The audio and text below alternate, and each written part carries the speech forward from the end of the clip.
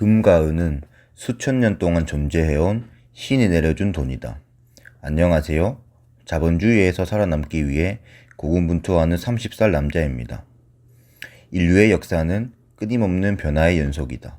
국가는 태어나고 사라지고 권력은 이동하며 기술은 세상을 완전히 바꿔왔다.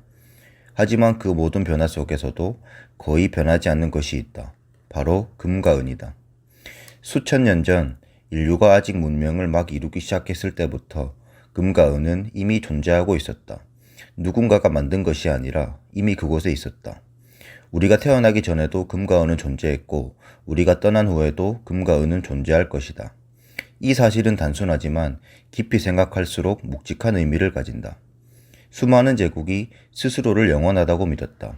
그러나 로마 제국도, 위대한 문명이라 불리던 이집트도, 인류 최초의 도시들이 있던 메소포타미아도 결국 시간 앞에 무너졌다. 하지만 그들이 사용하던 금과 은은 여전히 남아있다. 사람들은 오래전부터 이 이상한 현상에 주목했다. 왜 어떤 것은 사라지고 왜 어떤 것은 남는가? 그리고 왜 금과 은은 항상 선택되는가? 동쪽의 중국, 서쪽의 로마 제국, 남쪽의 이집트, 서로 전혀 연결되지 않았던 문명들조차 같은 결론에 도달했다. 금과 은이 돈이라는 결론. 이건 단순한 선택이 아니다. 일종의 발견에 가깝다. 돌은 너무 흔했고 철은 녹슬었으며 곡식은 썩어버렸다. 하지만 금과 은은 시간을 견뎠다. 금은 변하지 않는다. 은은 사라지지 않는다. 이들은 자연이 만들어낸 완벽에 가까운 물질이다. 금과 은은 나눌 수 있다. 작게 쪼개도 가치가 유지된다.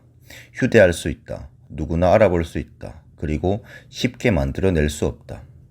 이 모든 조건이 동시에 만족되는 순간 그것은 단순한 물질이 아니라 돈이 된다. 고대인들에게 금은 태양이었다. 은은 달이었다. 빛과 어둠, 낮과 밤, 영혼과 순환. 이 금속들은 단순한 자원이 아니라 우주 질서의 일부처럼 여겨졌다. 그래서 사람들은 이렇게 생각했다. 이건 인간이 만든 것이 아니다. 이미 완성된 형태로 존재한다. 그리고 그 표현이 바로 신이 내려준 돈이었다. 경제학자 프리드리히 하이에크는 이 현상을 이렇게 설명한다.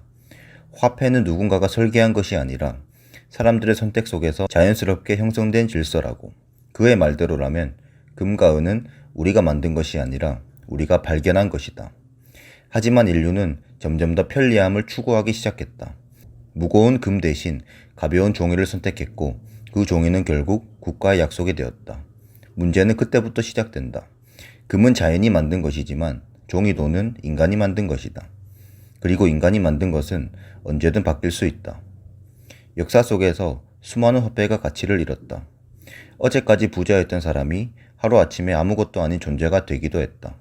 하지만 금은 달랐다. 금은 약속이 아니다. 금은 신뢰가 필요 없다. 그 자체로 존재한다. 그래서 어떤 사람들은 말한다. 진짜 돈은 신뢰가 아니라 존재 자체에서 나온다. 오늘날 우리는 숫자로 이루어진 세상에 살고 있다. 계좌 속 숫자, 화면 속 자산, 보이지 않는 가치. 하지만 다시 생각해보자. 그 숫자가 사라진다면 무엇이 남을까? 수천 년 동안 인류는 같은 질문을 반복해왔다.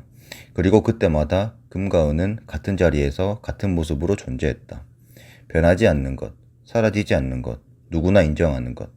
이 세 가지를 모두 가진 존재. 그것이 과연 우연일까? 그래서 사람들은 말한다. 금과 은은 신이 내려준 돈이라고. 그리고 지금 그 질문은 우리에게 남겨졌다. 우리가 믿고 있는 돈은 정말 돈일까?